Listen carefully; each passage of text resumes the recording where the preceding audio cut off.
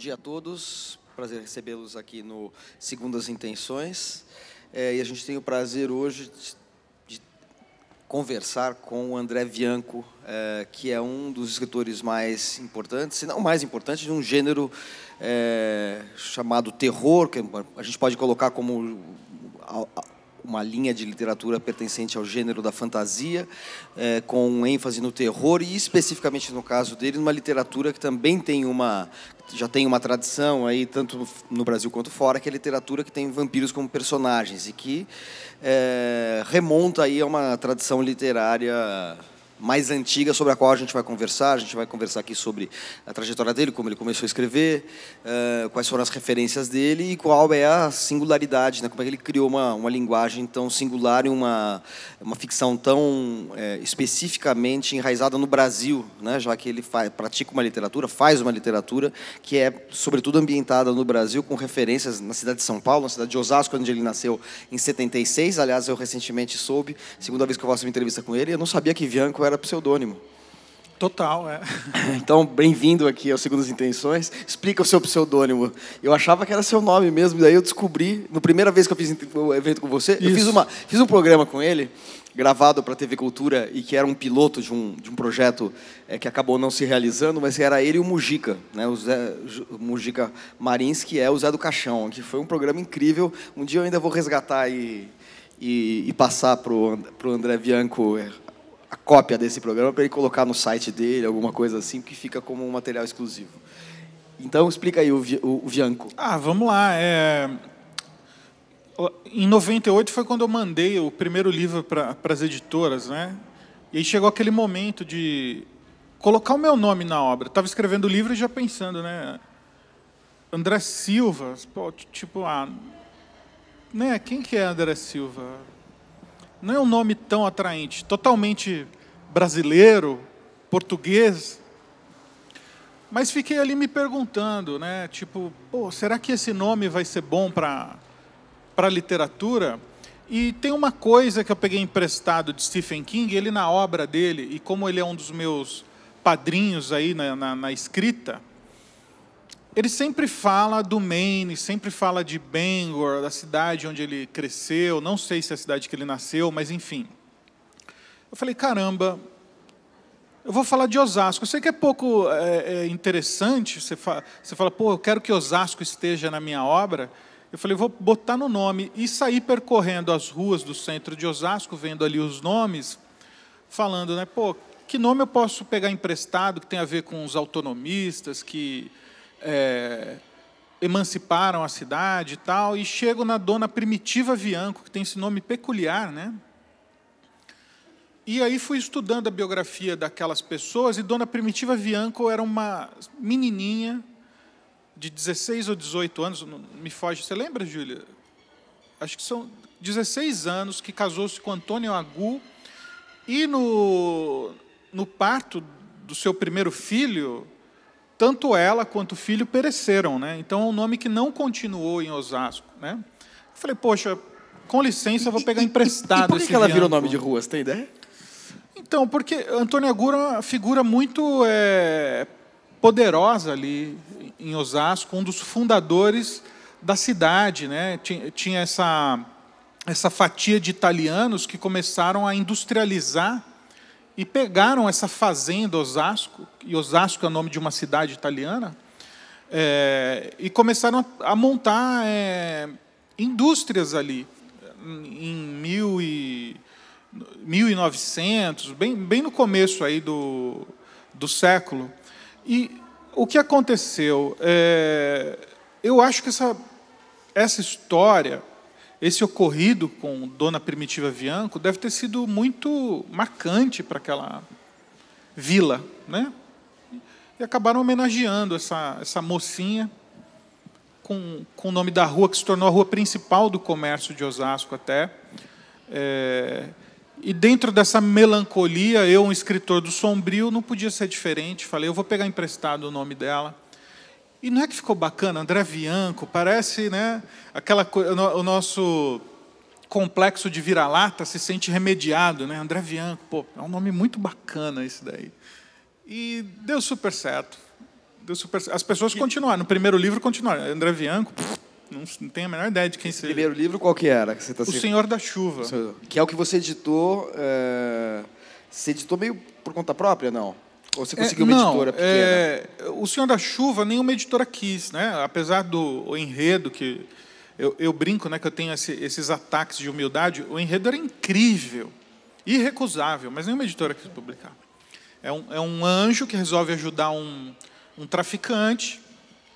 As coisas dão tudo errado nessa tentativa de ajuda. O traficante é alvejado, está moribundo, e o anjo é cercado pelos demônios, por entidades. E, para se safar desse cerco, ele se esconde dentro do corpo do traficante. Então, é uma história de um traficante que tem um anjo dentro dele. Que editora sã vai dizer, não vou publicar esse livro, não tem jeito. Não quiseram, gente, não quiseram. E aí, em 99, eu escrevi o 7. Depois quiseram. Depois quiseram. Em 99, eu escrevi o 7. E aí, Manuel, eu tinha certeza que aquele livro, essa minha humildade, eu tinha certeza que aquele livro ia arrebentar assim, o coração dos leitores. Eles iam querer ler essa história dos vampiros, que, entre outras, são encontrados no litoral do Rio Grande do Sul, mas vêm congelar Osasco, Rio Pinheiros, fazem essas peripécias, né? No tempo em que não tinha essa literatura aqui. As coisas as destruições em massa era sempre Manhattan. Falei, gente, deixa aquela ilha em paz um pouco, por favor. Nós estamos falando de final dos anos 90, né? Exato, isso foi em 99. Você lança o 7. Lancei o 7 em fevereiro de 2000, porque as editoras não quiseram publicar também. Olha só, aí eu fiz essa edição do autor e saí vendendo. O 7 era edição do autor ainda? O 7 foi edição do autor. É que você perguntou, foi o Senhor da Chuva que você editou? Não, eu editei o 7. Aí eu tive que escolher entre os dois. Eu falei, olha, eu acho que o 7 tem mais energia agora. E até porque a gente tinha acabado de passar por uma onda de Mônica Bonfiglio, de literatura de anjos e tal. E isso é muito doido. Os escritores, eu não sei aqui quem gosta de escrever e considera levantar aí uma carreira de escritor, tem um momento que você tem que machucar o seu coração, assim, olha, escrever não é só essa coisa romântica de ficar na frente de uma máquina de escrever, do computador agora. Cara, tem uma hora que você tem que pensar um pouco, em vista do que você produz, ser estratégico. Então, eu precisei pensar do outro lado do balcão, como um cara que ia vender aquele livro. Aí eu escolhi o 7. E a melhor coisa que eu fiz. Agora, a partir do 7, assim, a figura, a personagem do vampiro se impõe na sua obra, e todos os livros praticamente, com algumas exceções, quase todos os livros podem ser descritos aí como uma literatura que tem vampiros como personagens. Agora, o Senhor da Chuva não, né? Tem uma figura, mas não é... O Senhor da Chuva, ele aparece brota ali um primeiro personagem vampiro, e é culpa dele... eu queria escrever um livro de vampiros. Eu falei, nossa, não era pensado, foi uma coisa que não estava... Eu costumo escrever um roteirinho, capítulo a capítulo, que vai acontecer, e num dos capítulos, Samuel é ferido e sai da história. E esse sai da história, pela mitologia envolvida, eu falei, caramba, ele não vai sair da história, ele volta, ele é um vampiro, olha que legal. E aí eu fui picado pelo bichinho do vampiro e quis escrever um livro só dessas criaturas. A que você atribui, já que você, de certa maneira, pertence a um contexto maior, de uma literatura de vampiros que existe no mundo todo, a que você atribui esse renascimento da figura do vampiro? Você começou a escrever a série Crepúsculo de quando? De que época que é? Muito posterior, né? Crepúsculo, acho que sai em... anos 2012, 12, uma coisa assim. Eu não de qualquer lembro. maneira, por que você acha que de repente... 2008 sai Crepúsculo. 2008. Os meus livros saíram em 2000, olha lá. Sim, sem dúvida. Você é anterior a isso e você pertence a um contexto em que, quer dizer, eu queria saber duas coisas. Pessoalmente, por que você optou pela literatura de vampiro? De onde vem esse seu gosto? por essas personagens do sombrio. Você acabou de se definir, eu achei muito legal, falar assim, eu sou um escritor do sombrio, e eu acho isso interessante. Da onde vem esse apego ao sombrio? Quais são as fontes literárias, cinematográficas, biográficas? E por que você acha que isso ganhou uma massa, uma densidade em termos literários no mundo todo, a ponto de você ter seguidores no Brasil? Olha, aí é uma pergunta que a gente pode ficar esse resto de manhã, a tarde toda, debatendo, mas uma das coisas que eu vejo diretamente ligada a mim é isso, essa minha atração pelo melancólico, né, em todas as minhas obras tem essa evocação do memento mori, né? Essa recordação de que somos passageiros. E o vampiro é a figura que transcende isso, né? Ainda que por uma maldição, ainda que com preço alto. E eu acho que isso conecta todos. É o unificador mais igual e impossível de se desviar, que temos um dia que iremos morrer. E o vampiro vence isso, ainda que no campo da fantasia, ainda que no campo do impossível, do maravilhoso, mas é uma ideia apaixonante vencer a morte, né? E eu acho que as pessoas se põem a escolher, será que eu faria isso? Será que eu viveria isso? Será que eu optaria por transcender, ainda que custe eu perder todos aqueles que eu ame? Porque nunca é fácil ser vampiro, é curioso.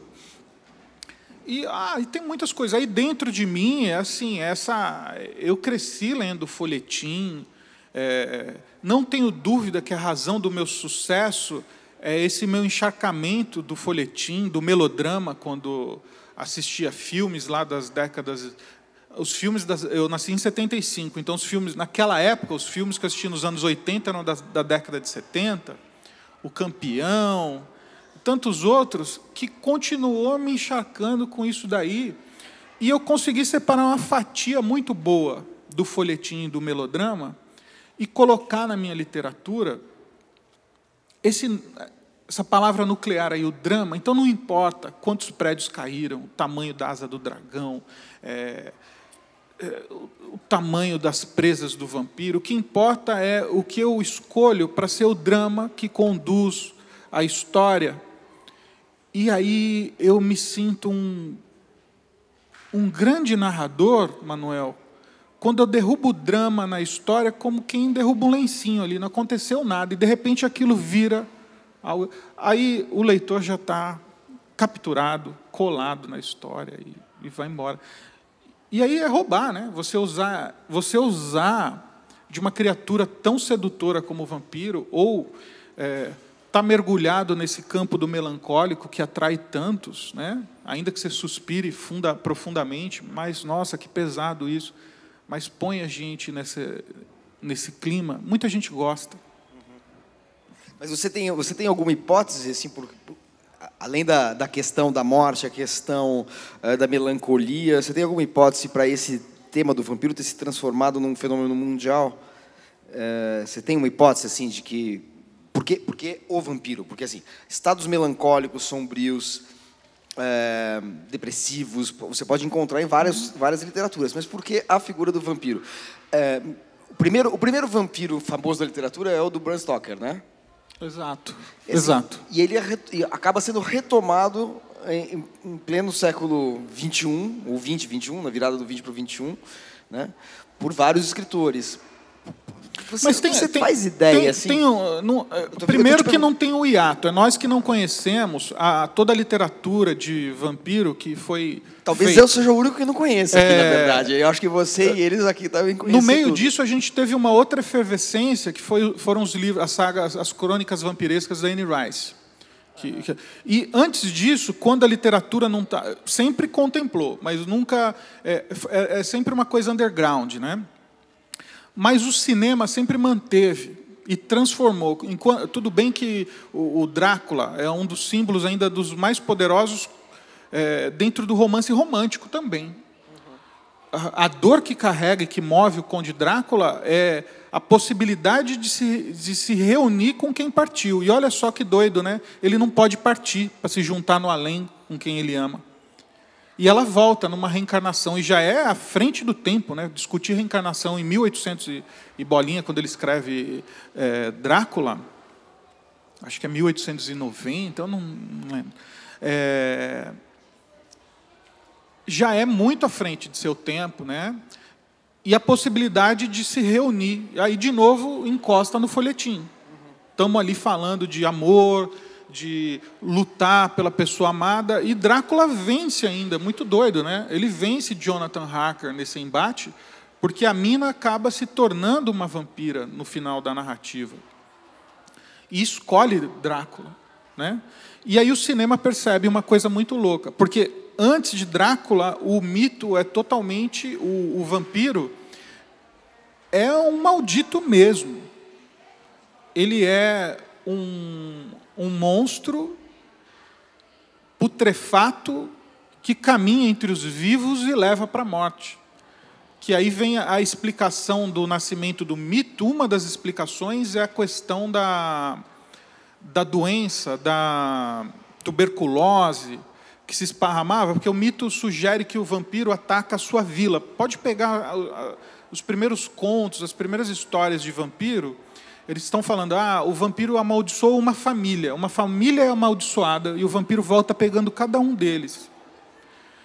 E aí começa essa história do sangue, porque a pessoa, durante o dia, está bem acometida da maioria das doenças que pegam o pulmão, e vai produzindo essas secreções. Durante o dia, enquanto você está de pé, a gravidade empurra aquelas secreções, você tem uma melhora. Mas quando você deita para dormir, você piora, começa a sufocar. Olha, o vampiro está aqui, está atacando ele, ela. E a tuberculose, em especial quando avança, tem aquele período de tosse tanta repetida que você cospe sangue, né? Você machuca as vias aéreas. E quando acordam e veem a pessoa com sangue no lençol, falam, o vampiro veio tomar o sangue dela. E a pessoa morre e deixa para trás o vírus ou a bactéria. E depois de alguns dias, outra pessoa começa a adoecer. Né? Ele está rondando aqui, olha só. Né? Então, ele é um ser terrível antigamente. Aí vem Bram Stoker, que já dá uma empurradinha. Opa, peraí, ele ama. E aí o cinema, que não é nada besta, transforma o vampiro para sempre no pária do mocinho nas histórias. Aí o vampiro sobe para um status de, olha, ele é sedutor, ele é lindo, ele não é aquele corpo podre, não adianta mais. Agora ele é lindo, maravilhoso, tem presas e vive para sempre. As mulheres piram, os homens também, todo mundo pira com a figura do vampiro. E aí já não é nenhuma hipótese, eu acho que é quase uma episteme, assim, é a transcendência. Vencer a morte é o que liga a pessoa. Então, sabe o vampiro que vive para sempre? A pessoa, o quê? Ele vive para sempre? A pessoa já se liga nisso. Como que é esse negócio aí de viver para sempre? Muito me interessa. E ainda é um ser sedutor, tem poderes e tudo mais. Então, vai embora. É atraente demais. Você explicou que o primeiro livro foi O Senhor da Chuva, e depois você escreve o 7, em que você desenvolve uma figura que ficou assim só com uma promessa de desenvolvimento de personagem. No Senhor da Chuva, que é uma figura vampiresca. E no 7 você tem, na verdade, 7 vampiros que são... Você podia contar um pouquinho a história, né? Assim, se passa... quer dizer, em Porto Alegre é achada uma caravela que tem uma caixa de prata. Com 7 vampiros. E a partir daí, você cria um encadeamento entre vários dos seus livros. Porque depois veio o 7º, depois o 7 é o 7º, e o 7º é um dos vampiros achados na caixa dos 7 vampiros do 7, não é isso? Você pode explicar como você vai criando a ideia da trilogia, ou da saga, ou enfim, como você costuma chamar? Claro, foi totalmente empírico, né? Eu brinco, né, que editora seria louca de dizer não para essas histórias maravilhosas. Lá em 99, cara, eu tinha 23 anos quando eu escrevi O Senhor da Chuva, 24 quando eu escrevi o 7. Se você pegar O Senhor da Chuva e pegar as Crônicas do Fim do Mundo, me dá vergonha Dos dois, porque passou um ano, você já começa a ficar com vergonha do seu último livro. Porque você muda. Hoje eu tenho 41, eu tinha 25 quando eu escrevi. Se eu fosse editor e pegasse aquele texto na mão, talvez eu cometesse a calamidade de dizer, não vou publicar, porque está verde, está mal escrito. E de verdade estava verde. O que tinha é muito tesão, muita paixão, muita vontade de contar aquelas histórias, aquelas aventuras que as personagens iam viver. E tinham erros crassos, até de storytelling mesmo, de contador, de narrador. E de escritor, então, um monte. Mas a paixão venceu qualquer resistência, e os leitores ainda hoje amam muito mais esses primeiros livros do que os livros atuais, onde o André amadureceu, o André agora fala mais devagar, o André agora constrói o personagem como ele tem que ser construído, e vai entregando devagarzinho. No 7, eu entrego o Tiago, nosso protagonista, eu acho que em meio parágrafo eu falo tudo, que é a vida dele. São erros. Mas aí eu tinha 7 vampiros numa caixa de prata. E eu contando a história, e o grande barato, mas aí tem acertos. Por essa meu amor, essa minha devoção ao folhetim, ler Victor Hugo, Stendhal, Thomas Mann, Henry James, tantos outros. Aí não estão no folhetim, mas com muita coisa ali, o Inácio de Loyola, Eiji Yoshikawa, aí já estava dentro da minha fase já era escritor, né? Tudo isso vai se misturando e me dando mais norte no meu jeito de fazer. Mas eu fui pegando de cada um deles, desses escritores e dos roteiristas, porque eu assistia séries, jogava videogame, lia HQ. Tudo isso aí foi me dando códigos de storytelling. E, sem querer, eu acertei em coisas, em gemas, como ferramentas de dramaturgos, sem perceber mesmo. E isso, Manuel, produziu um efeito na minha obra assim, que arrebenta, que capturou os leitores. Em Os 7, por exemplo, eles são 7 irmãos, quase. Então, essas histórias de irmãos sempre atraem demais as pessoas. E não à toa, as pessoas depois me mandavam e-mail e não entendia. Eu criei lá o casal protagonista, Tiago e Eliana, e ele tem que defender essa mulher, fugir o Brasil todo, e cria os vampiros, que são os monstros que vão persegui-los. Enquanto Tiago e Eliana eu descrevo em meio parágrafo, no meio do livro, quando o Tiago se depara com um dos vampiros, que é o Gentil, tem um insulamento ali, e o Gentil fala, agora eu vou contar para você como a gente veio para essa caixa de prata. E é um capítulo imenso dele contando a vida pregressa em Portugal, a vida de quase em 1400 eles estão, e ele vai narrando tudo aquilo, quem ele era, como eles foram parar dentro da caixa. Traiu o irmão de sangue dele, 7, quer dizer, traição entre irmãos. Não à toa, depois dos e-mails que me vêm, fala, ai, amei o Gentil, amei os vampiros, eu queria ser um dos vampiros, sei lá. Está todo mundo ligado àqueles caras que ficaram mais ricos na descrição. Então, sem querer, eu acertei numa coisa de fazedor de histórias e fui melhorando nisso a cada livro, né? E aí continuei com O Turno da Noite, contando histórias desses vampiros, mas tudo por instinto. Mas por que o 7º ganhou depois um livro só dele? Um livro só dele também e enfim, um destaque maior, né? Uhum. Porque o Turno da Noite, o primeiro volume do Turno da Noite chama Os Filhos de Sétimo, né? Exato. Deixa eu desligar aqui, porque qual é a característica dele que fez dele um vampiro? Talvez ele seja o mais maligno, né? E poderoso. Sim, ele é mais poderoso,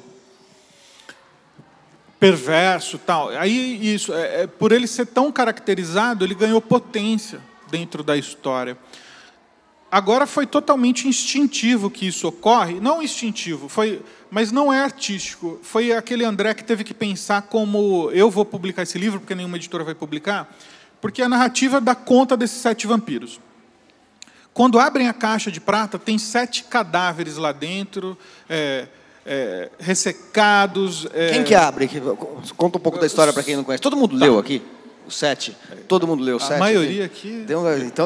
Então só conta brevemente, só para quem não leu. Pincelada para quem não leu. Algumas pessoas, o fato é, a maior parte leu. 2 mergulhadores ferrados de dinheiro, pé rapado, só tem grana para mergulhar lá no litoral, na cidade que eles moram. E eles não têm grana mesmo para, vou para Fernando de Noronha, vou para Aruba. Não, eles só ficam mergulhando por ali. E um dia eles encontram um amontoado de madeira no fundo do mar e vão investigar. É uma caravela. E descobrem dentro dessa caravela uma caixa de prata selada e que tem um aviso: não abram essa caixa, porque isso, aquilo, aquela coisa, aquele clichê de filme, de história de terror, né? De filme de terror. Não faça isso. Você fala, não, vou fazer, porque tem dinheiro, eu quero dinheiro, aí dentro deve ter moeda de ouro. Deve ter, né?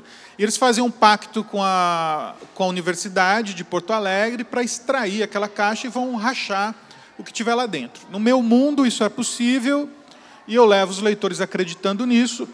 A caixa vai para um galpão ali naquele litoral, e os técnicos da Universidade de História começam a serrar aquela caixa, abrir. E no afã de verem o que tem ali dentro, os estudantes, uma das estudantes encosta na caixa e tem uma farpa. Não, ela bate na serra que está ali encostadinha. Ou uma farpa, olha só, a idade já me fazendo falhar. O fato é, um fio de sangue vai escorrendo para dentro da caixa de prata até tocar num dos cadáveres. E ela é socorrida, aquela coisa, vamos pensar em outra coisa. Mas durante o dia, as horas vão passando, aquele corpo vai se regenerando. Aí, no aviso, na caixa de prata, tinha o nome dos 7. Inverno, acordador, tempestade, espelho, gentil, lobo e sétimo. E aquele corpo vai se regenerando, onde a gota de sangue tocou. Ele vai se regenerando, até quando chega a noite, já está impossível andar nas ruas de amarração, porque está tendo uma nevasca do lado de fora, como nunca aconteceu naquela cidade. Nunca nevou naquela cidade, ainda que seja Rio Grande do Sul. E está cobrindo aí de 1 metro de neve. As pessoas, meu Deus, inverno é o primeiro nome, é ele. Aí o barato é que nós temos mais 6 vampiros agora para descobrir quem são. E até onde eu vou, o final daquela primeira pegada daquela história, falta o 7º. E aí chega no ponto que eu parei de ser o escritor e pensei, caramba, já está com 500 páginas. Se eu contar agora como é o 7º, o que vai acontecer com o 7º, é outro livro. Eu paro ali e deixo a promessa. Olha, no próximo livro, 7º com força total. Porque se já achava que ia ser difícil uma editora publicar um livro de 400 páginas, que ficou 7, um livro de 800, então não seria nada razoável. Legal. Só para entender, então, essas continuidades. Porque você tem o 7 que dá origem ao 7º, depois o 7º dá origem ao turno da noite. Você tem esse conjunto. Agora, você tem um outro conjunto que começa com o Bento. As Crônicas do Fim do Mundo, Bento? Só no... Vampiro Rei, né? Bento. É o Vampiro Rei. E que são diferentes. Vamos dizer, tem uma temática semelhante, mas são diferentes. No caso do Bento, você acabou de mencionar, por exemplo, o Inácio de Loyola Brandão, que tem um livro chamado Não Verás País Nenhum. Maravilhoso. Que é um livro, uma distopia, é uma história imaginária, uma história ideal no sentido negativo, né? Uma distopia ao contrário de uma utopia, né? Utopia é um mundo perfeito, ideal, projetado no futuro ou no lugar desconhecido. A distopia é o contrário de tudo isso. Em geral, a distopia é um concentrado de vetores negativos do presente projetados num tempo futuro ou numa terra imaginária. Então, é uma ficção que imagina os vetores negativos do presente se radicalizando, se potencializando. E ele cria, no Não Verás País Nenhum, uma espécie de Brasil pós-apocalíptico e de um apocalipse ecológico. Bom, por que eu estou fazendo essa digressão em relação ao Loyola, que foi um autor que você mencionou? Porque no Bento e na série do Vampiro Rei, aquilo que desencadeia as tramas também é um apocalipse, vamos dizer, uma forma de apocalipse, né?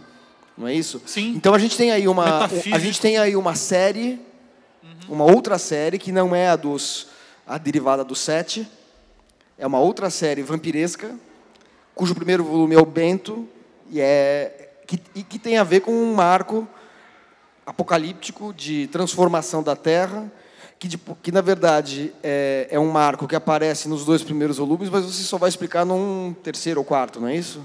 Que é esse aqui que eu não conhecia, que eu estava te falando aqui, que é o da Noite Maldita. É né? explicado já em As Crônicas, aliás, em Vampiro Rei, já se sabe, já é dito o que aconteceu. Mas não é o tema principal, né? Não, e não é visto. Aí eu volto atrás porque o desmantelamento social é um assunto que me comove, que me atrai muito.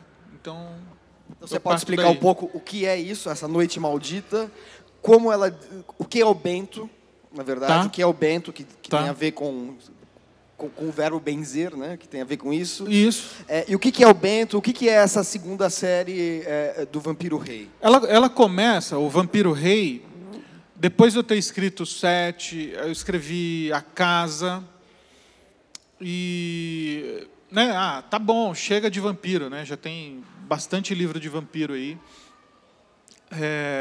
Deixa eu escrever algo novo. E começa de um experimento, né? Eu falei, eu vou escrever uma história sem roteiro. Não vou fazer um roteiro. A única coisa que eu sei eu vou contar a história de um cara que acordou 30 anos depois de ter fechado os olhos. E é assim que começa a história. Você pegar Bento, o que você sabe naquelas primeiras páginas do Lucas, que ele não sabe nem o nome dele, nem eu sabia, era o que eu sabia. De verdade, eu não sabia que história eu ia contar. Eu ia viver aquele momento daquele cara que abriu os olhos 30 anos depois, as reações dele estar voltando à consciência e desmemoriado, sem o patrimônio de quem era ele e como ele foi parar ali, e ele vai reconstruir aquilo através das pessoas que passam por uma porta. E aí eu preciso começar a dar respostas para as coisas. É um livro, é uma história que começa sem patrimônio algum, nem para mim, nem para vocês, leitores. E eu preciso começar a construir um patrimônio para você se agarrar e falar, tá bom, eu quero saber o que acontece no próximo capítulo. E dando essas respostas para construir esse novo universo, ele dormiu 30, porque aconteceu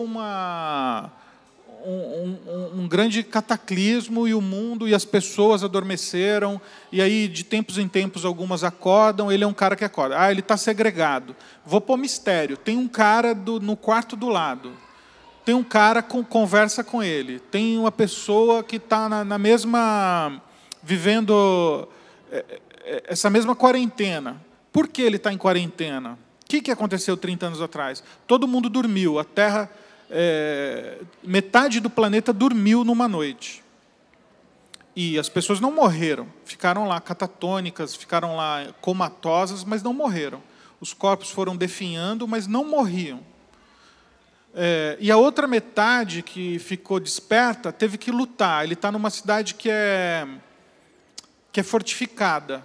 Ele vê um muro, né? Por que tem esse muro? Ele pergunta para o personagem. O personagem fala, espera aí. Olha para mim e pergunta, André, por que tem esse muro? Deixa eu pensar, espera aí. Porque metade do mundo dormiu, a outra metade ficou acordada, mas eles tiveram que se proteger. Porque se dividiu o mundo, metade era humano e metade era vampiro. Eu falei, caramba, outra história de vampiro, caceta. Mas olha que legal, vou escrever, não vou deixar para lá não. Vou escrever essa história, mesmo sendo de vampiro, e é outro universo. Aí é a primeira vez que eu entro nesse campo da distopia, entro nesse campo de um cenário pós-apocalíptico, né? 30 anos depois, essa elipse aí, deu tempo da natureza se revigorar e tomar conta os velhos centros são inabitáveis, é ilógico você viver aqui, porque os vampiros habitam os esgotos, o que sobrou das estações de metrô. As estações são inabitáveis também, porque eu tive que estudar várias consequências que se dariam por conta da falta da manutenção dos órgãos competentes da gente, né? Tipo, vocês sabiam que as estações de metrô sem manutenção, em menos de um ano, se alagam? Porque existem bombas 24 horas por dia retirando a água que brota do solo, dos lençóis freáticos. Então, sem manutenção, em menos de um ano, primeiro elas alagam. E com o passar do tempo, elas deterioram, e os prédios se deterioram, eles são todos cobertos de plantas, porque os passarinhos vão trazer sementes. Incrível. Quer dizer que o Planeta dos Macacos, aquela série, está errado, né? Porque eles entram, naquele filme Planeta dos Macacos, eles entram no subterrâneo no metrô, de Nova York e não está alagado. E faz todo sentido o que você está falando. Se tem bomba d'água, porque tem lençol freático que tem em Nova York, certamente. Que é do lado do... Era um brejo, né? Exatamente. Manhattan, se aqui tem lençol freático, imagina em Manhattan. Imagina lá, E lá tem essa... Você lembra do Planeta dos Macacos? Lembro. Então, eles entram... Ele começa a assistir o Charlton Heston, né? Ele começa a verificar, a encontrar vestígios da civilização humana e constata que ele está na própria Terra, e não no outro país. Porque ele é no metrô. E ele anda pelo metrô. Olha só. Ele anda pelo metrô. Alguém não fez a liçãozinha de casa. Exato, E aí... E o Vampiro Rei é uma das minhas obras assim, mais viscerais, assim, sabe? As pessoas, às vezes, diminuem tanto o fato de eu escrever o que chamam de literatura de entretenimento, mas é de uma pobreza, sabe? E o engraçado é que isso vem de uma classe de escritores, vamos colocar assim, né, que eu não vou dizer que se protegem, que daí eu estaria atacando também, mas que montam em cima de estruturas narrativas que estão aí para todos aprender e tornam aquela literatura tão inacessível e tão hermética justamente para dizer, olha só o que eu consigo fazer, você não vai entender nada. E tipo, tá bom, é o seu jeito de jogar. O meu jeito de jogar é esse. Eu sou popular. Eu quero conquistar o coração das pessoas enquanto leem os meus livros. Então, eu não sei por que diminuir o autor que escreve entretenimento. Já fala, André, você é o autor mais vendido do Brasil. Eu ouvi isso de um grande nome da literatura, com esse jogo de palavras, que é... Eu sou vendido porque eu escrevo entretenimento, né? Ele quer dizer que você se vende. Que eu me vendo. Não, cara, olha... por que você vende tanto? Eu não sei. Eu só sei que eu amo escrever esse gênero. Eu amo escrever nesse caminho. Não importa o que, eu vou ser folhetinesco, porque eu gosto do folhetim. Eu gosto do engenho do folhetim. O folhetim, pouca gente sabe como é engenhoso para você causar o efeito. Quanto custa para você pôr todas as peças no lugar? E é incrível. E quando você causa o efeito, ele é arrebatador. E aí, não é que eu sou vendido ou que o meu gênero vende. Aí juntou o folhetim com a fantasia, que é outro campo que as pessoas de graça entram na fantasia. Você não acha que está mudando isso? Por exemplo, graças porque eu acho que muitas vezes as pessoas pensam a literatura ou colocam esse rótulo literatura de entretenimento porque não tem não vem nessa literatura um trabalho com um cuidado com a urdidura das tramas, com a criação de personagens, etc. e tal. Mas você é um autor que acho que já tem o reconhecimento de que faz tramas complexas, cria personagens mais complexas também, com densidade. E acho que existem alguns autores que já te reconhecem e cujo reconhecimento acaba migrando para outros meios da chamada literatura que pensa por outros parâmetros.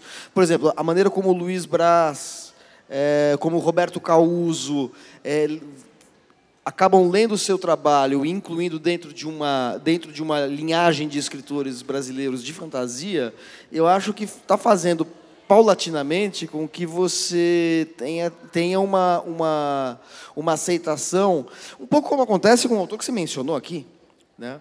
Há 30 anos, ninguém olhava o Stephen King como olha hoje. Ele se impôs como um escritor importante. Há 30 anos ele era visto como mais um best-seller, mais um fenômeno do best-seller. E hoje ele é visto como um narrador, inclusive com um livro publicado no Brasil em que ele fala sobre a arte da ficção. Eu não me lembro o nome agora do livro. É um livro em que ele fala sobre... Exatamente, é um livro que ele fala sobre técnicas de escrita.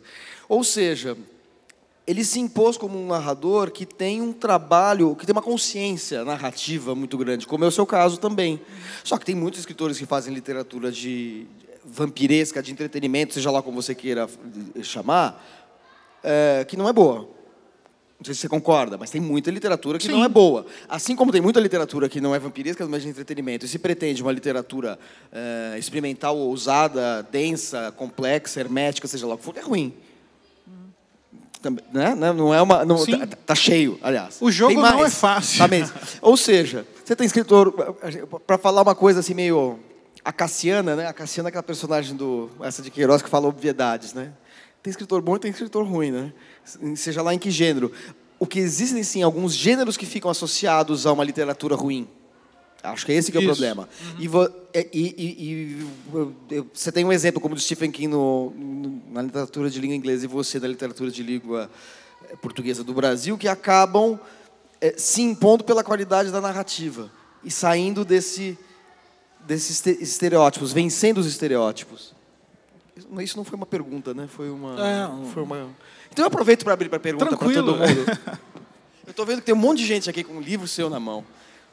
Papel, anotando tudo, e eu acho que eles devem estar pé da vida que eu estou fazendo muita pergunta, a gente já tem quase 1 hora de encontro e eu não abri para perguntas. Então temos mais 1 hora, por favor, perguntas para André Bianco. Quem tem? Temos... Vamos tem lá. um microfone, inclusive, ali. Por favor. Opa, quando a gente pensa em histórias de vampiros, na minha cabeça vem Anne Rice, Entrevista com o Vampiro, depois vem World of Darkness, Mark Hagen, Underworld, e agora vem Crepúsculo.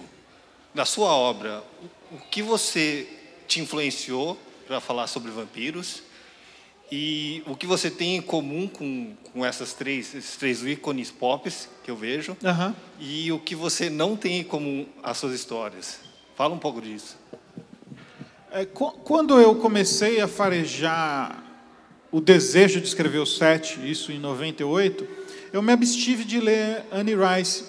E é uma bobeira, para falar a verdade.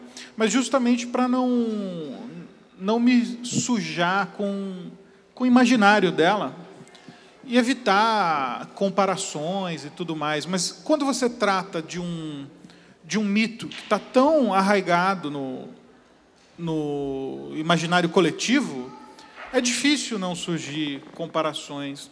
Mas, curiosamente, o que mais me aproxima de outros autores que você vai encontrar na minha obra são dos autores não do terror, né? Como Victor Hugo, que eu falei há pouco, o Henry James, né? Depois, em 7º, eu já me contaminei maravilhosamente com Eiji Yoshikawa, que escreveu Musashi. O que Eiji Yoshikawa trouxe para a minha obra? Você lê Musashi, eu ficava... Primeiro que ele, certeza absoluta que ele é do folhetim. Eu acho que eu li, sim, que ele escrevia... Musashi saía no jornal, a primeira edição. Alguém dá uma gulgada aí e nos traz essa resposta. Se eu não me engano, ele era escrito para o jornal. Então, está totalmente ali, que é aquela coisa. Preciso deixar um gancho para o próximo dia o meu leitor voltar, para o dono do jornal me pagar. Ainda tem essa. E o que ele traz? Os capítulos extremamente quentes e comprimidos, são curtos. Você lê cada capítulo em 3 minutos, eu acho. E eu tinha aquela verborragia, né? Capítulo bom é gigante. Aí eu comecei a diminuir os meus capítulos e eu amei escrever assim. O livro fica mais ágil, eventualmente mais curto. Não é assim que eu estipulo o tamanho da minha história, mas, enfim, acaba ajudando. Você afia a sua espada de narrador, narrar com menos, mas produzir o mesmo efeito, pagar as mesmas necessidades dentro daquele trecho da narrativa. Então, você vai achar similaridades com esses escritores. Os escritores do terror, assim, eu amo Poe. E aí o que você vai buscar é essa melancolia, né? Toda a minha obra, eu saio do vampiro e vou para o caminho do Poço das Lágrimas, que parece que é um livro infantil, ele não está aqui, mas porque eu pedi que ele fosse todo ilustrado, por favor, como uma obra infantil, porque os protagonistas são crianças. Olha só essa... Quer que eu vá abrindo para você? Por favor. E isso é usado na literatura, isso é linguagem de literatura. E ele é todo ilustrado. Pode passar mais uma aí, Manoel. Vamos encontrar aqui.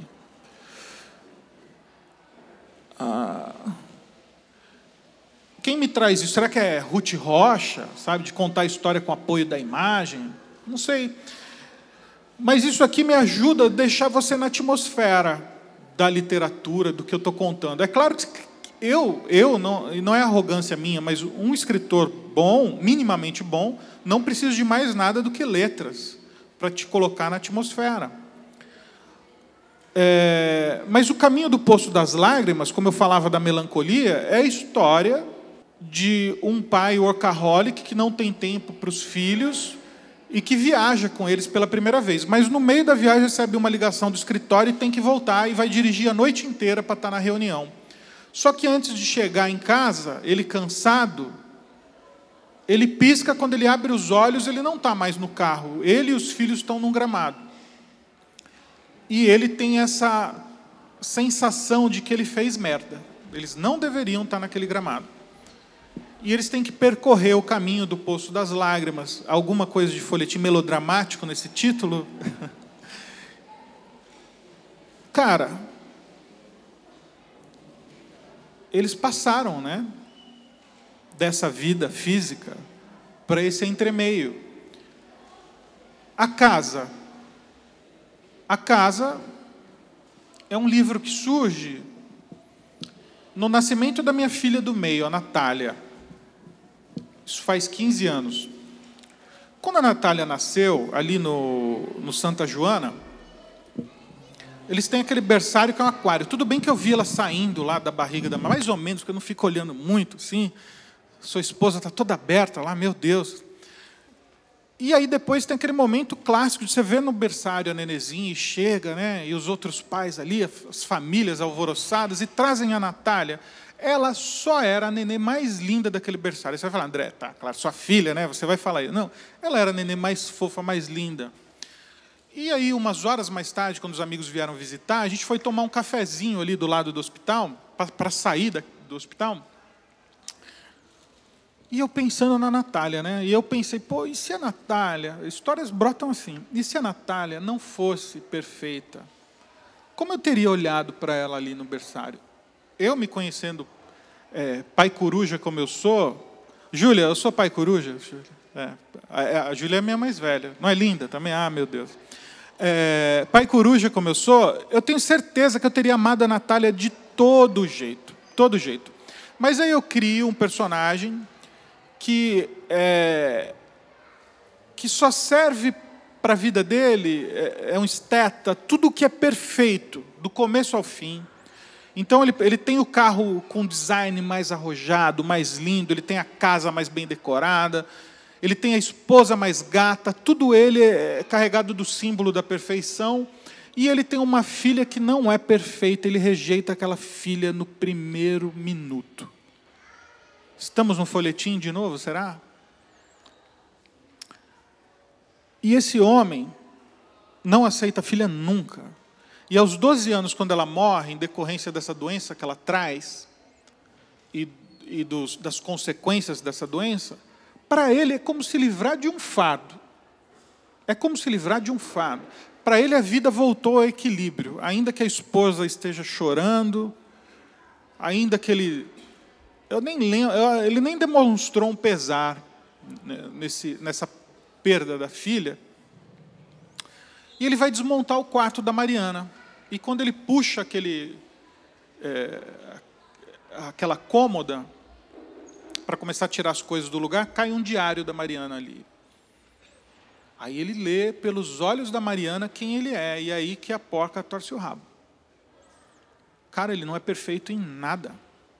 Ele que prima tanto pela perfeição. Aquela menina morreu esperando que o pai contasse uma historinha na hora de dormir. morreu esperando que o pai lhe comprasse um presente no aniversário, um presente que ela quiser, que ele perguntasse: filha, o que você quer? Ele foi um pai burocrático a vida toda.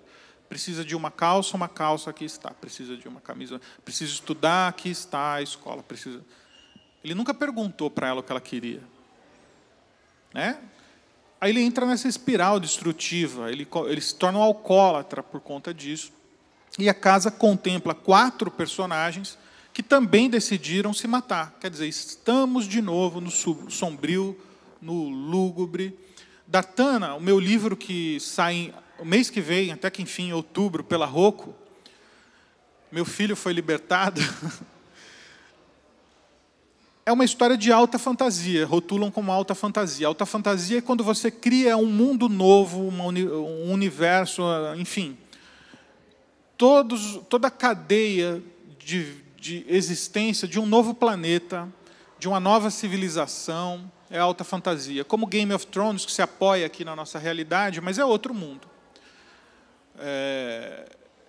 E, cara, como é difícil fazer isso.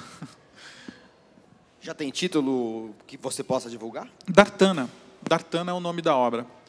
E qual que é o que faz a história se mover? Dartana é um planeta amaldiçoado. As pessoas não retêm conhecimento, não sabem nada. Se a pessoa perceber uma lógica, tipo, se eu pegar uma pedra e uma pedra representa uma ovelha no meu cercado eles não têm, né?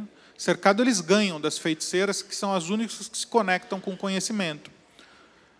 Uma pedra, uma ovelha, amanhã ele vai esquecer isso, ele não detém a lógica, não detém o conhecimento. Como essas pessoas vivem? Que coisa mais sombria que você não saber. E aí, qual é a grande aventura em Dartana? De tempos em tempos, surge no hangar das feiticeiras, que são as figuras que detêm o conhecimento, o logos, e provê aquele mundo. Assim, é uma assistência social mesmo.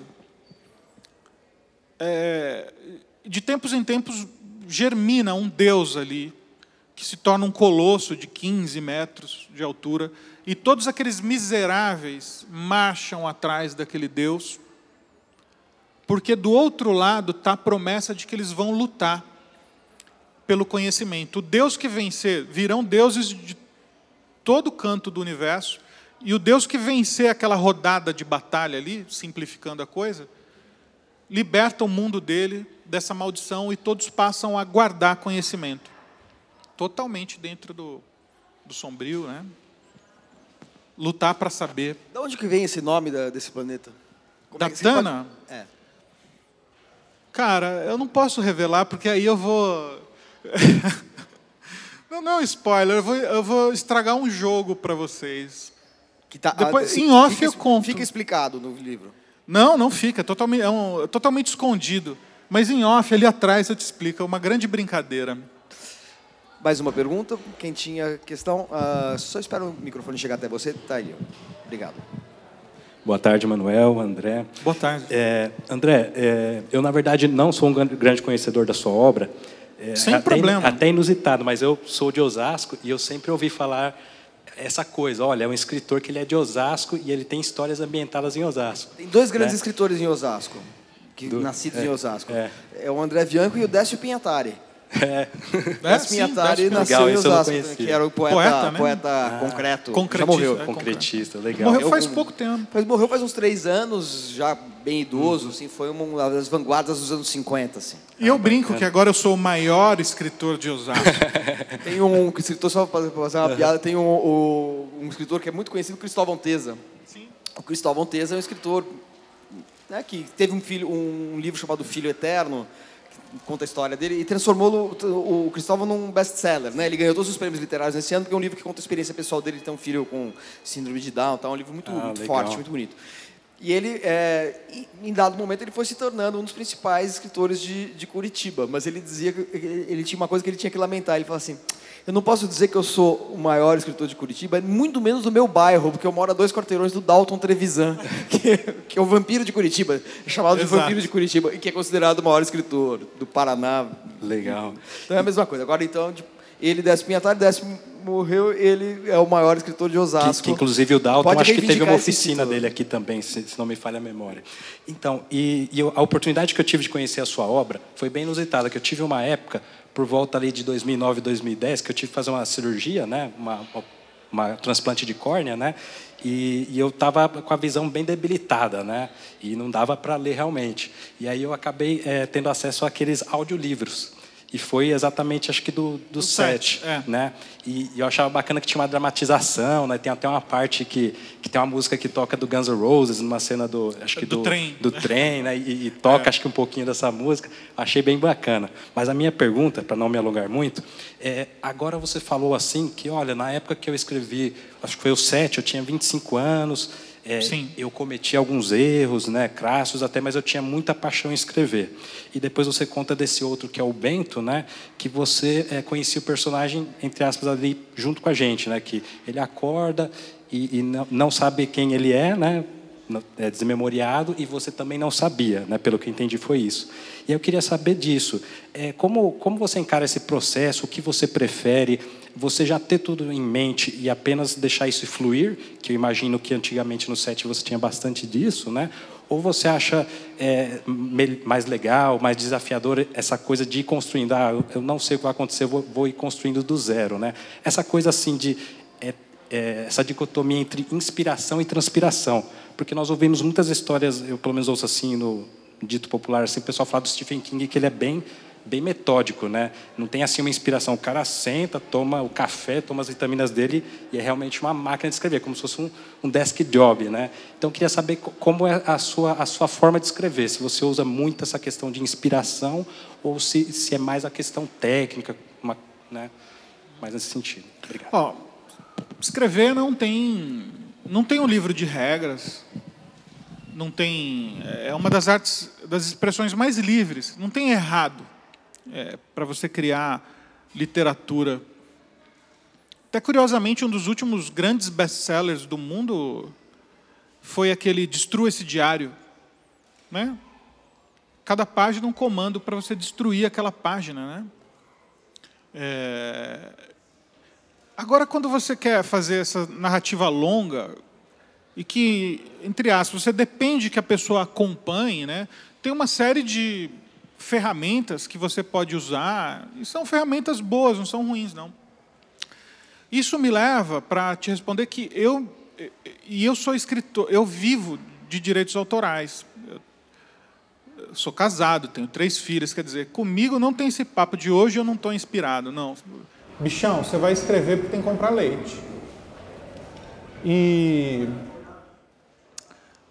não é nada romântico, não. Eu escrevo todos os dias. Então, eu faço um roteiro. A parte mais, assim, vamos colocar, que se aproxima desse ideal do escritor, que as pessoas imaginam, essa coisa romântica, é quando eu estou criando o enredo, as personagens que servirão esse enredo, ou o contrário, né, o enredo que servirá essas personagens. E eu vou colocando tudo num papel, vou fazendo um roteiro.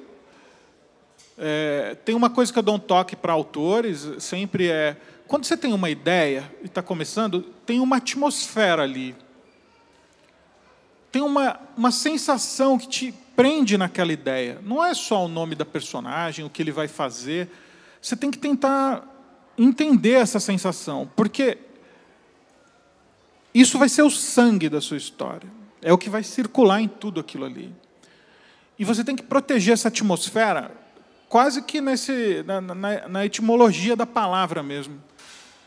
A sua história vai estar dentro de uma cápsula, e é essa atmosfera que vai permitir a vida.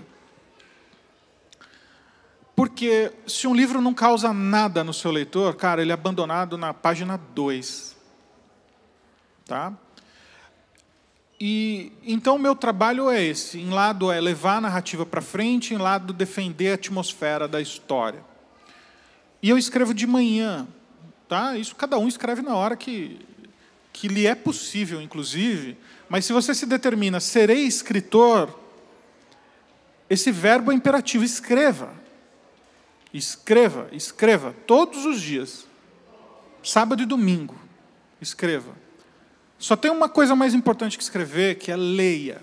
Leia, leia, leia, leia, leia, todos os dias. Porque o contato com esses outros narradores, ainda que você não entenda, ele vai ter vai alimentar você. É isso mesmo, vai alimentar você. Das coisas mais banais, como novas palavras para o seu vocabulário, para a habilidade de lidar com essas sensações. Olha como ele fez aqui. E se você decodificar o que ele fez, você faz também, e não é imitar, não. Você fala, eu entendi. Aqui, ele disse que até a noite o assassino vai chegar para levar a namorada dele, porque ele quer que o leitor fique agoniado e veja como vai ser até aquela noite. Ah, tá, eu tenho aqui o irmão o meu tio está no hospital e o médico fala, olha, dessa noite ele não passa. Você está fazendo o mesmo efeito, é a mesma coisa, só que você está em outro âmbito.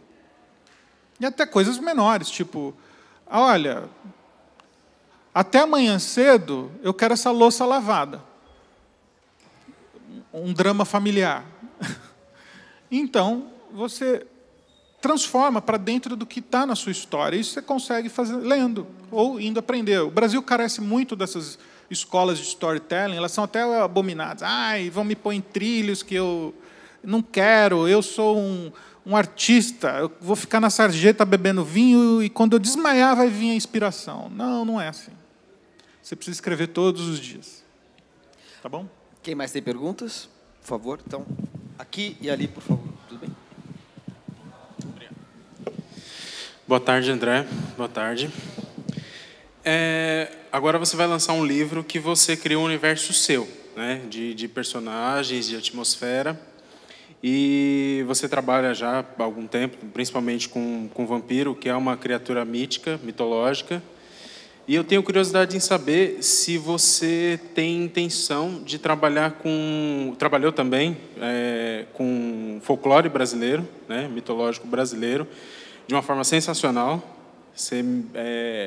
Você tem uma visão das criaturas assim mais como criaturas mesmo, né? Como seres fantásticos.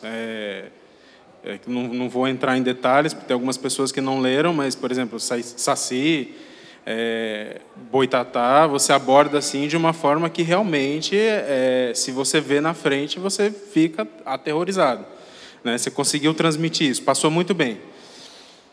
Você tem pretensão de voltar a escrever sobre criaturas mitológicas, outros tipos de criaturas mitológicas? Está nos seus planos livros desse tipo? Abordar não só brasileiros, né, mas criaturas mitológicas de outras localidades, nórdicas, gregas, esse tipo de literatura? Cara, eu tenho tanta ideia para tanta coisa, mas assim, o que está no meu radar é voltar ao folclore nacional. Eu acho que o Felipe Castilho está fazendo isso no legado folclórico, dentro da fantasia, de uma forma bem bacana, né? Mas eu tenho as minhas versões, as minhas visões, né? Como os Curupiras no Turno da Noite, e como você bem lembrou em Vampiro Rei, né? O surgimento do Boitatá, e dentro desse viés aí, mais assustador, né? Que folclore foi vítima do sistema de ensino, né? Que sempre deixa tudo fofinho para a semana do folclore e tal. Mas assim, tem muita coisa intrigante, cara. Eu acho que a Câmara Cascudo, né, que tem um compêndio, eu vou usar aí a obra dele para visitar essas criaturas. O Dicionário do Folclore, uma obra de referência mesmo, que ensina todos esses personagens. Você tem mais uma pergunta? Não. Então você pode passar para ele, por favor? Boa tarde. Boa tarde. Eu tenho duas perguntas, na verdade, né? Uma é uma coisa talvez até bem simples. Como você chega a definir o nome dos personagens, o nome das armas, principalmente no Bento, que tem o nome de uma arma que é Deita, não me lembro o nome. Deita Corno. Isso, né? É um nome assim cômico, né? Até. E a outra, eu gostaria que você dissesse sobre assim, durante esse processo de amadurecimento, as dificuldades que você foi encontrando desde o começo, né? Se der para dar uma resumida, como escritor. Eu não entendi a segunda parte aí. Definir ou dizer as dificuldades que você passou como escritor desde o início, assim, de uma forma resumida, assim, se puder. Não tem como resumir isso, mas eu tento. Então. Bem, sobre os nomes dos objetos, personagens, das minhas guias aí na história é justamente que fique nessa atmosfera do nacional, a brasilidade, né? Mas sem ser aquela coisa só apoiada no futebol, carnaval. Não, é coisa do dia a dia. É como no primeiro livro do Vampiro Rei, no Bento, quando eles precisam buscar um abrigo, porque as cidades elas são fortificadas. Por quê? Porque à noite os vampiros atacam. E durante o dia existe um grupo de homens, mulheres em motos que atravessam de uma cidade a outra para levar a correspondência, porque não existe mais, porque como foi um final de mundo metafísico, como eu disse, não tem mais telefone, internet, rádio. Para você saber o que está acontecendo na rua de cima, você tem que ir até lá, Manuel. E aí, essa missão desses soldados é atravessar de uma cidade para outra, levando a comunicação. Mas os vampiros não dormem em serviço, e nesse dia eles explodiram um segmento de uma ponte que cruzava um rio, e agora? E eles tentam descer com as motos pelo barranco, porque tem uma balsa que eles podem atravessar e tal, mas um dos soldados se acidenta, quer dizer, não vai dar tempo, já era.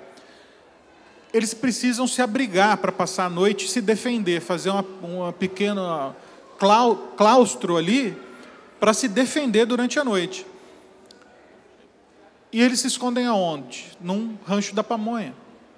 Que é signo mais Brasil do que você está singrando as estradas e fazer, vamos parar para ir ao banheiro, comer uma pamonha ali, um espetinho de frango, o rancho da pamonha. Só que 30 anos se passaram, né? Como está aquele rancho da pamonha, né? Quase irreconhecível, mas é um rancho da pamonha. E eles se trancam ali, acho que na câmara frigorífica, para passar a noite.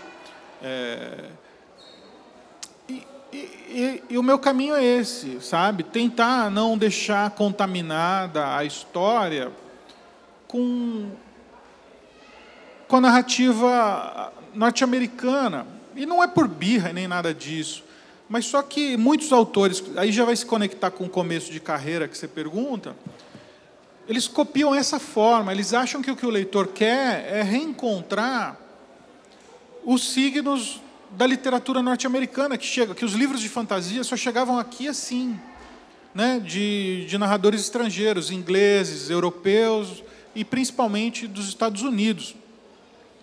E é compreensível, eu sei por quê. Agora, é trabalho do autor lutar contra isso. Então, eu recebia muito e-mail no começo de gente falando: André, estranhei tanto que o seu livro, o nome era Pedro, Maria, era tão esquisito ser no Brasil, Osasco.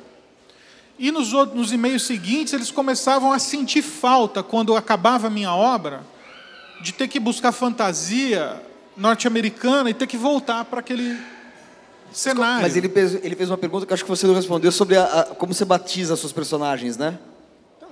Mas está tudo envolvido aí, né? Mas seria isso, assim. Uhum. Não, mas, por exemplo, nomes que fogem um pouco do comum, como é que você elabora esses nomes? Então, tem muitas formas. Se a pessoa é extremamente significativa na história, eu vou fazer aquela coisa rasteira de entrar num site Nomes de Bebê e ver o significado de alguns nomes. Se o personagem é investido de alguma qualidade aurática na história, aí, como o próprio Cantarzo, que vai ser o vampiro rei, o imperador, ele se proclama o imperador dos vampiros. Tem algo de italiano nesse nome, né, de imperador aí, né? Anaquias, é um jogo de letras aí. Eu peguei Aniquila, que ele vai ser o general dos vampiros, e comecei a embaralhar. Falei, vai ser esse nome aí, Anaquias, tá bom. E o Bento? O Bento é uma qualidade, né? Ele não batiza de fato o personagem. O personagem é Bento. Porque ele, como os vampiros são criaturas míticas, o Bento surge aí como um mítico também, que é alguém que tem a capacidade de lutar com destemor contra os vampiros. Na verdade, é uma irracionalidade, né? O Bento, se ele identifica um vampiro pelo cheiro, ele vai se descontrolar. E não importa se tem um, se tem dois, se tem 10, que até onde ele consegue lutar tranquilamente contra o vampiro, ou se tem 300 do outro lado do muro. Ele vai se atirar e vai morrer. Mas aí os vampiros também se cagam quando tem um Bento, porque sabe que ele vai morrer. Ele vem com tudo, ele tem que ser detido, porque senão ele vai matar 300. Agora, esse epíteto, Bento, vem de bênção mesmo? Vem, porque ele é tipo um ungido do alto para lutar contra os vampiros. Na verdade, não é ungido do alto nada. Todos são presos pela mesma maldição, que é uma bruxa índia que desencadeia um feitiço que tem consequências mundiais. Estamos aqui na Oca, né? Não é um desserviço contra a comunidade indígena, não. É que ela ficou putíssima justamente com uma injustiça que fizeram. Ela fala, tá bom, eu sei de umas coisinhas aqui e vou fazer também. Quem mais tem perguntas? É verdade, você tinha pedido a palavra, por favor. Oi, André. Meu nome é Marcos. Já participei desse workshop em 2013 e até escrevo também. Tem um livro pronto que eu pretendo lançar em breve. Mais 2 sinopses. E minha inspiração sempre começou quando eu li o 7 em 2005. Uma coisa que sempre me chamou a atenção na sua literatura é que, ao contrário da maioria das pessoas que são apaixonadas pelos personagens, por serem vampiros ou tudo mais, o que sempre me prendeu na sua literatura é a construção realmente narrativa. O drama vivido muitos personagens, que para alguns pode ser apenas um pano de fundo. Por exemplo, as Crônicas do Fim do Mundo, o vampiro, ele chega, mesmo ele estando todo o tempo no livro, o mais interessante das Crônicas do Fim do Mundo, A Noite Maldita, é você pegar a situação de todo mundo estando num momento de apocalíptico, num momento de dramas pessoais. E o que me fez pensar também, quando lê O Caminho do Poço das Lágrimas, o caso Laura, é que você constrói muito bem esses dramas. É intenção sua, algum dia, fugir um pouco do lado sombrio e escrever algum livro mais dramático, mas que não leve para o lado sombrio, nem pela questão angelical, como no caso Laura, esqueci o nome, O Senhor da Chuva. Descolado do sobrenatural? Exatamente. Eu amo criar dramas, né? O meu exercício é brincar com as possibilidades da pessoa, descolado do universo fantástico. Ele precisa ter um drama humano universal para eu injetar naquele universo fantástico, porque é isso que faz o leitor ficar grudado. Os mundos fantásticos são incríveis e, por si só, já atraem a atenção de um monte de gente. Mas o que dá vida, né, para a história, se um lado eu falei que a atmosfera é o sangue, mas o coração da história é o drama que as pessoas vão viver. Não à toa você se conectou tanto com as Crônicas do Fim do Mundo, porque nós temos um polo de luz e um polo de sombra, vamos chamar assim. As pessoas que permaneceram humanas e aquelas que, contra a sua vontade, sem escolha alguma, foram lançadas na escuridão. São vampiros. Eles não têm culpa de serem vampiros, mas eles são agora o mal que caça os humanos. Mas espera aí, de manhã, os humanos são o mal que caçam as sombras, que caçam os vampiros.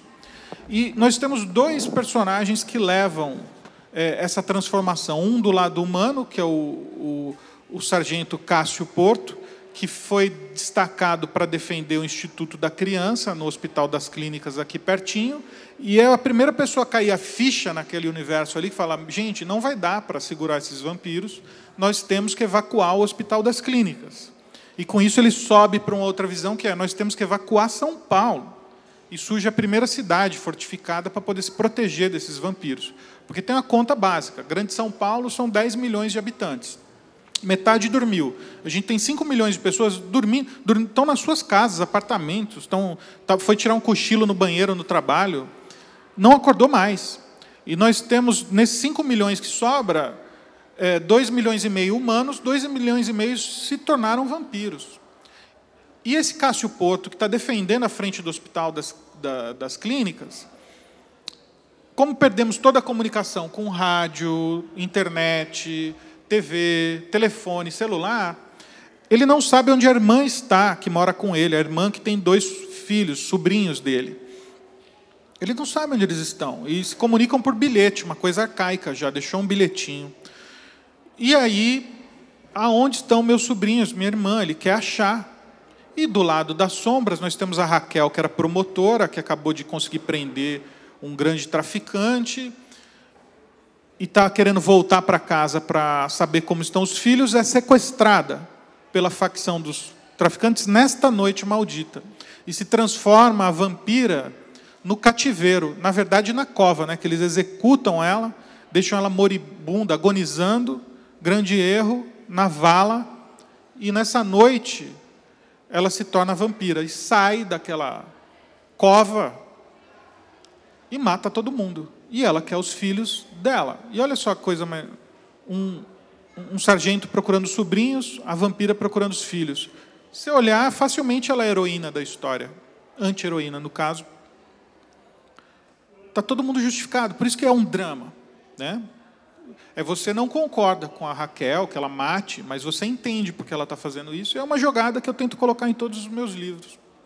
E você pensa algum dia fazer alguma coisa fora da fantasia? Sim, já fiz. Eu escrevi um livro, tem o título provisório de Barbar. Pessoas do mundo comum vivendo dramas super comuns. O máximo que se chega a encostar aí no fantástico, na religião, na metafísica, é uma personagem que tem sonho com os mortos e se acredita médium. E eu vou entregá-lo para Rocco. Eu estou reticente, né? Mas acho que não, porque eu já tenho tantos livros para me promover aí um lastro que a minha obra aguenta um livro fora do sobrenatural, sim. Só para fechar, uma última perguntinha. Você dá algum conselho para quem está começando a escrever, no meu caso, que não nego que o medo de apostar na literatura, mesmo sendo nas horas vagas, é muito grande. Você vê um país onde as pessoas não leem com frequência, cresceu bastante, mas ainda não é o que a gente espera. E é sempre um receio. O que você diz para quem quer apostar na literatura? Olha, tem algumas coisas que você precisa se perguntar antes. Você quer ser um escritor profissional ou você tem esses sentimentos represados que você quer transformar em narrativa, e não importa ser um escritor profissional? Tem muitos caminhos aí. Escritores não são só pessoas que vivem do que escreve. Se você escreve todos os dias, se você produz semanalmente, mensalmente, a premência de escreva todos os dias é se você quer ser escritor profissional. Se você não consegue escrever todos os dias, não dá para você ser escritor profissional. Acontece de você ser escritor, isso não se tira de ninguém. Escritor, escritora, se você escreveu um livro, um conto, você é escritor, escritora. Tá? A diferença, a separação começa nesse ponto. Você precisa ser escritor profissional? É uma carreira dificílima, não tem atalhos, né? Tem técnicas. Eu mesmo tenho a newsletter Vivendo de Inventar, onde eu dou dicas semanais aí para quem escolheu essa loucura de querer viver, de contar histórias. Mas é possível, e o mundo está cada vez mais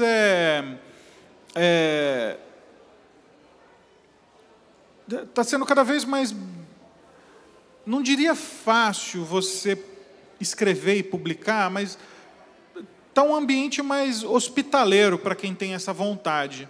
Mas você tem que entender que essa carreira é lenta. Não se constrói com um livro. Tem umas exceções. Bruna Surfistinha escreveu um livro, vendeu milhões de exemplares, estourou. Não sei quanto ela ganhou de direitos autorais, mas é possível que ela tenha ganhado milhões e, se ela for inteligente, toca a vida. Mas a maioria dos escritores como eu, você não vende milhões de um dia para a noite. Que momento você começou a viver direito autoral? Depois do meu 5º livro, vendendo bem.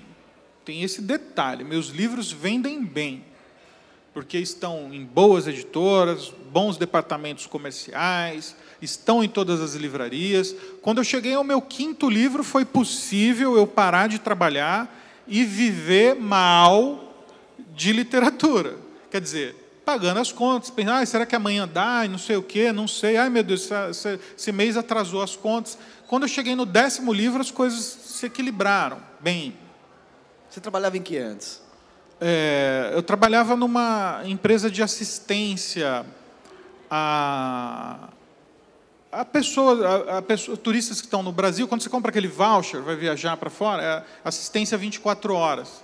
Eu trabalhava numa multinacional francesa e atendia esses estrangeiros aqui, porque eu tinha que traduzir as queixas deles, eventualmente, para os médicos, ou traduzir os relatórios médicos para o plano de saúde deles.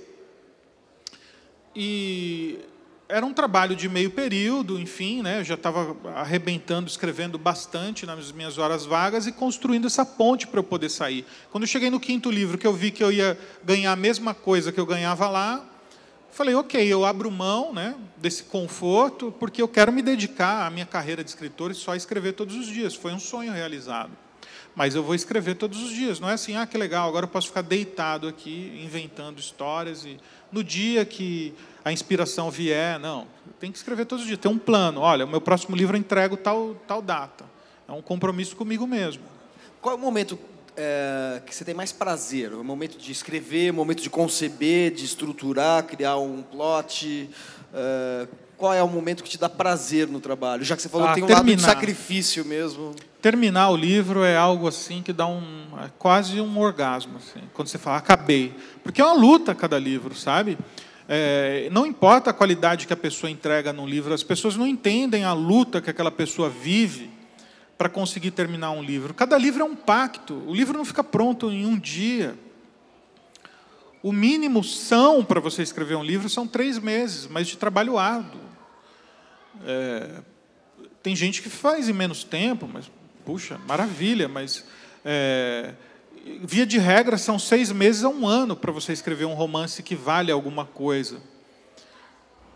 E é uma luta todo dia para você manter sua sanidade para escrever, sabe?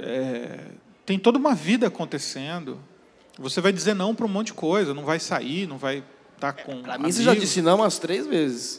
Já te convidei para eventos literários umas 3 vezes, você sempre não podia. Falei, não podia. Quando eu estou terminando o livro. Está lá obstinado. Tá? Quando eu estou terminando o livro, eu não consigo mesmo sair de casa. Tal. Mas você está aqui hoje. Mas eu estou aqui e estou sofrendo. Te juro, eu acordei e pensei, putz, tudo que eu queria era poder ficar escrevendo hoje. Porque eu estou para lá da metade do novo livro, Penumbra, que é o que sairá pela Aleph no começo do ano. Tem o Dartana saindo em outubro, mas tudo bem que eu entreguei no ano passado esse. A Roku que esperou um momento mais estratégico para lançar. Mas o Penumbra sai no começo do ano, e depois do Penumbra já tem outro encomendado, né? Eventualmente o escritor profissional trabalha com as encomendas também.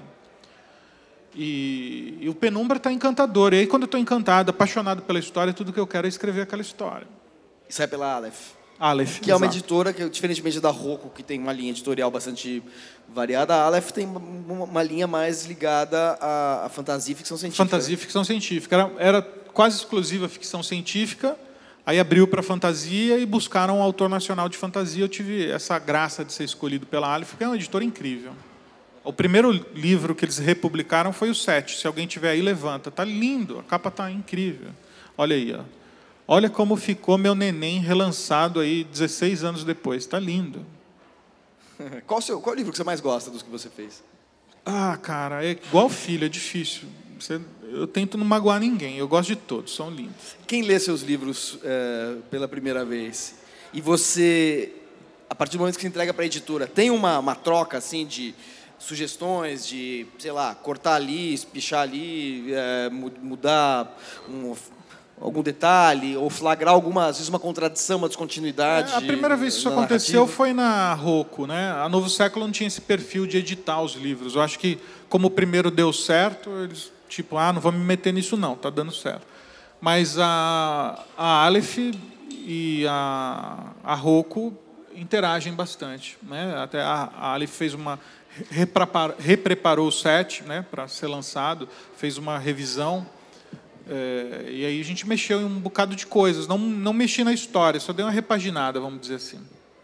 E quem lê os originais? Tem alguém que lê? Sim, a minha esposa e a minha irmã são as primeiras a ler mesmo. Agora, a minha filha mais velha começou a entrar nessa ciranda aí, ela lê os originais agora também. Porque ela está viciada em séries, e séries de livro também. Esse negócio está mudando, né? O leitor está doido por séries até em livros, né? Antigamente, né? 10 anos atrás, se um autor viesse falar, eu quero lançar 6 livros, eu falava, peraí, não é assim que começa, não. Hoje já, de repente, é possível começar, que é aquela coisa que eu falei. Está muito mais hospitaleiro. O seu nome mesmo? Marcos. Marcos, voltando para o que você estava dizendo, depois dessa digressão, está muito mais hospitaleiro você escrever, publica na Amazon, publica na Wattpad, começa a formar o seu público leitor. Se você quer ser lido, se você quer ser escritor profissional, eu vou falar, escreva 2 romances por ano e publica na Amazon. As vendas serão pífias agora, no começo, mas quando você chegar no seu 6º livro, 7º livro, você começa a ter o público leitor e isso começa a aumentar. Tá bom? Alguém mais tem perguntas? Ali, por favor. Boa tarde, meu nome é Bruno Stanley e eu gostaria de saber se os personagens que você cria, tipo, vêm assim na sua cabeça ou você se inspira em pessoas que você já conhece? Eu sou do time dos criadores. Os personagens precisam servir ao plot, ao enredo. Então, eu não tenho esse costume de buscar na vida real referências e tal. Os meus amigos ficam arrasados. E nos primeiros livros vinha e falava, esse aqui sou eu, né? Tal. Eu falei, não tem. Esse aqui é a prima de... Não é. Não tem. Então, os personagens são inventados num processo mecânico de investigação da história. Eventualmente, a história começa você pensando personagens, ou você pensando situações, ou pensando um cenário, como Dartana. E se existisse um mundo onde as pessoas não guardam conhecimento? Como ia ser esse mundo? Aí você tem que responder uma série de perguntas. Os personagens fazem parte desse processo, é bem mecânico. E aí você começa, como são esses personagens aqui? Para quê? Quem eu quero? Puxa vida, um mundo que não tem conhecimento, eu quero uma pessoa que tem a dor de não saber. É um rapaz curioso, que inclusive é o protagonista, o Geliar, que a dor que ele tem é de não saber, ele quer saber. Então ele se atira junto às feiticeiras, tudo que ele quer é estar com as feiticeiras, e as feiticeiras só aceitam mulheres. E quando chega o deus de Dartana, tem 3 classes de pessoas que vão para lá, que são os guerreiros, as feiticeiras, que promovem a comunicação dos deuses com os Dartanas, que eles não entendem o deus, e aí as feiticeiras fazem esse intermeio, né? E vão os construtores, o Geliar quer ser um construtor de Dartana. Então é mecânico. Tipo, e para mim, narrador, como é que foi escrever essa primeira fase quando essas pessoas têm baixa cognição? Foi duro para mim. Eu não podia elaborar pensamentos simples de lógica, porque eles não detêm essa lógica. Então, se eu via que o pensamento deles era elaborado demais, eu tinha que reconstruir isso.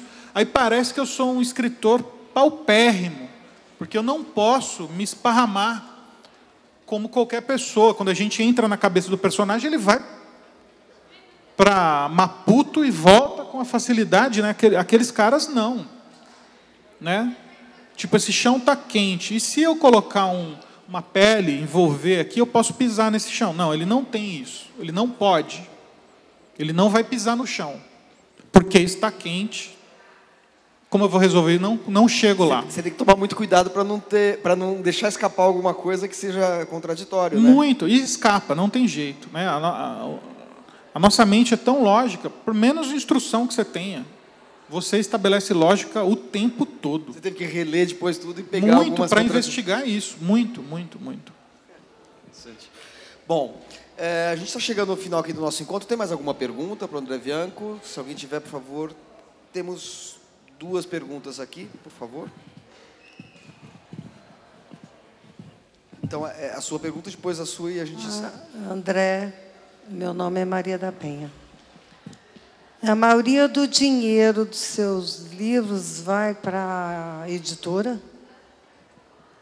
Assim, não é para a editora, né? Ela que controla, mas é uma rede bastante voraz antes de chegar no autor e na editora. Os direitos autorais, e olha que estão mudando isso, estão querendo piorar. Os direitos autorais para o autor são 10% do preço de capa. Se o livro é vendido a 30, o autor recebe R$3 por livro. Olha como para viver disso é difícil, porque se você tem um lar onde você gasta 6 mil, 9 mil por mês, você tem que vender 3 mil livros por mês. É hercúleo isso no Brasil. Agora, as editoras não são a vilã da história. Se a gente vai pôr no campo do drama, a vilania está nas editoras, infelizmente. Sabe? Distribuidores. Hã? Nas editoras. Nas editoras? Nas editoras. Por quê? Porque dos 100% que compõem, primeiro, para chegar na editora até 15 anos atrás, era 50% ficava na editora. Hoje, com a aglutinação, indo para essas grandes redes, sumindo as pequenas redes e as livrarias, vamos chamar independentes, que era de família, de um dono único e tal, que ficavam nos shoppings, que foram devoradas pelas grandes redes, é o processo, é normal, é aí que vai, beleza. Mas agora as editoras não ficam com 50%, elas exigem 60%, 70% do valor do livro para deixar para as editoras 30%, e às vezes querem mais. Então a editora fica com 30% para imprimir, pagar funcionário, pagar impostos, pagar papel, pagar a capa linda que você quer, que você está pirando lá, que a pessoa fala, eu quero a capa... Sabe? Fazer divulgação, fazer... Por que você não vê marketing de livro? Porque não se paga. Não se pagava quando era 50%. Agora, então... Só para ficar claro, é que deu a impressão que a editora é a vilã. Não, ela não é a vilã. Não é vilã. Que, assim, não, na verdade, a editora... Porque desses... É que tem uma coisa que pouca gente sabe, André, é que tem muita gente que... O preço do livro... O livro talvez seja um dos únicos produtos cujo o preço de varejo já é determinado na fonte. E daí você trabalha por um sistema de desconto. Então, ele fica com 10% do valor do livro, a editora fica com cerca de 20% do valor do livro, 30%. E isso vai se diluindo em cada etapa. Então, o distribuidor fica com 20%, a livraria fica com, sei lá, 40%, 50%, 60%. Então, você tem uma composição do preço. Então, dentro dessa composição do preço, uma porcentagem, mais ou menos em torno de 10%, 20%, é o custo do livro. Então, você tem que olhar que ele fica com 10%, mas a editora, no final das contas, fica com uns 30%, sendo que 10% é o preço de custo do livro. É diferente o cálculo do livro do cálculo de um produto que você fala, não, esse óculos aqui custa na fábrica R$5, ele é vendido por 50 na loja. Não. Ele já, no caso do livro, ele já sai com um preço de varejo determinado. E tem outra coisa que pouca gente sabe. As livrarias estão pagando as editoras 6 meses depois da nota ser emitida. Antes era 1 mês, 2 meses, 90 dias, era padrão.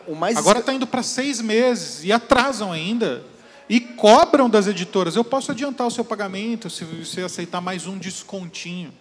Não, e tem uma coisa que eu acho a coisa mais indecente que acontece no mercado livreiro é quando uma livraria compra 500 livros de um determinado autor ou um determinado título, compra. Então, a editora, ela contabiliza que ela recebeu por aqueles 500 livros. Aí passam 3 meses, o livro não vendeu, eles fazem uma nota de devolução e querem o dinheiro de volta. Sim. Ou não pagam. Ou seja, você tinha contabilizado uma venda, só que você não tem certeza que aquela venda vai ser efetivada. Porque o cara pode te devolver, a livraria pode te devolver. É uma ditadura das livrarias, efetivamente, que tem acontecido. Mas, assim, é a longo prazo.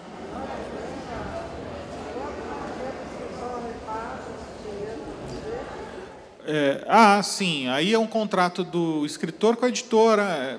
Padrão são de 6 meses.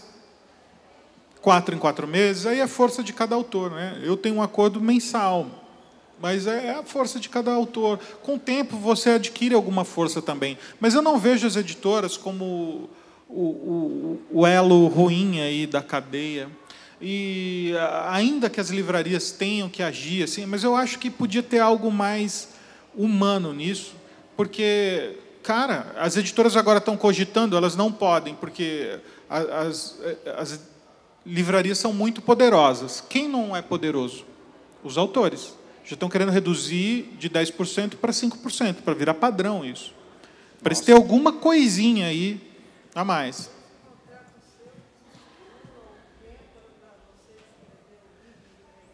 Eventualmente, sim. Depende. Depende. Depende do contrato, né? Você tem uma pergunta? Vocês dois, a gente precisava mais ou menos encerrar. Você tem uma pergunta para fazer? 60% fica só para a livraria? Sim. Sim. Aí você vê, 40% vai ficar com a editora, 10% é do autor. Quer dizer, ele fica com 30% para fazer tudo. E ainda assim compensa demais para as editoras fazerem essas coisas. É difícil, mas compensa demais. Porque quando eles acertam um livro que vai vender centenas de milhares de cópias, saneia todas as contas dele. Antigamente você pegava o custo, não se faz mais esse tipo de cálculo, mas o básico era assim, você pegava o custo do livro e multiplicava por 5. E, portanto, 20% significava custo do livro. Os outros 80% ficavam com 30% mais ou menos para a livraria, e 20% ficava para a editora e 10% para o autor. Era o cálculo básico que se fazia antigamente. Hoje o cálculo é um pouquinho mais complexo. Mas também, enfim. Boa também tarde, vale André. Meu nome é Priscila. Boa tarde, querida. Eu sou uma grande fã sua, leio desde 2008. Seus livros Obrigado. mudaram a minha visão para a literatura brasileira. E a minha pergunta é a respeito do sétimo, do 7 e o sétimo. Quando você terminou, você já tinha a intenção de fazer o Turno da Noite? Não tinha. Quando eu bem terminei o livro assim, não tinha intenção, não. Mas aí esses personagens que sobraram ficaram martelando na minha cabeça. E tem hora que o autor não é dono de nada, né? Tem hora que os personagens te controlam a mente. Enquanto você não escreve, eles não descem, não saem dali. Foi a mesma coisa com o Samuel e o Gregório, então, para você tirar pegar eles que eram do Senhor da Chuva e introduzir ele na história? Sim, sim. Eu queria utilizar esses personagens mais uma vez. E quando as suas ideias estão martelando na sua cabeça e você não sabe como canalizar ela para escrever, o que você faz? Tipo, você tem várias ideias e você acha que se colocar em um enredo só não vai ficar bom. Eu tenho uns 120 brotinhos de boas histórias. Se eu escrever uma por ano, já era, né? Não escrevo, não vai rolar. Então, o que me comanda é a paixão. Eu vejo a ideia pela qual eu estou mais apaixonado. E por isso que eu faço um roteiro da história, para eu não ficar colocando lá dentro coisas que ou vamos retirar, eu vou retirar, ou que não vai atender a história, né? Aí você consegue ver o caminho e até com certa simplicidade você entrega aquela história. E tem uma coisa, você escreve a história, beleza, você tem o rascunho do livro. Quando você vai fazer a primeira revisão, eu nem chamo de primeira revisão, eu chamo de reescrita mesmo. A hora que eu sou escritor mesmo, primeiro eu sou um pedreiro da palavra ali, eu preciso pôr a história no chão, ver, é isso aqui que vai ser a história. Aí eu vou escolher como ela vai ser contada mesmo, tipo, que cor vai ser o piso, por onde vai entrar a luz. Aí eu sou o escritor André Bianco, é quando eu faço a revisão da história.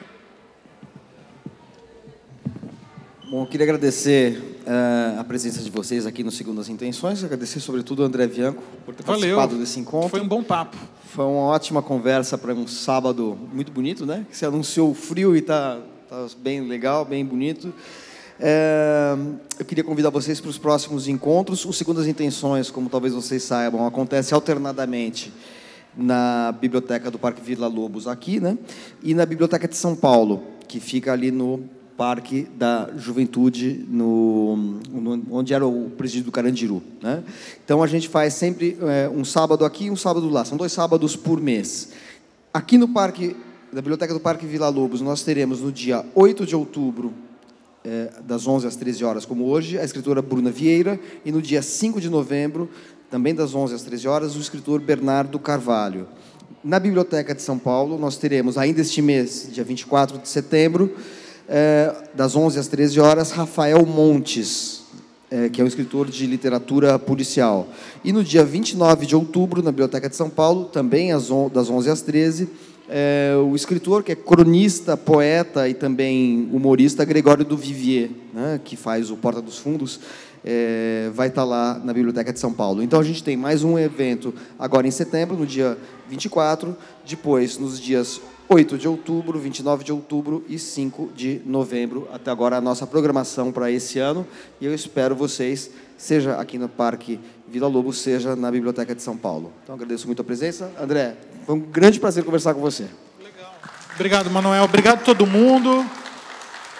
E vamos aí aproveitar esse dia aí que está lindo aí para dar uma volta no parque.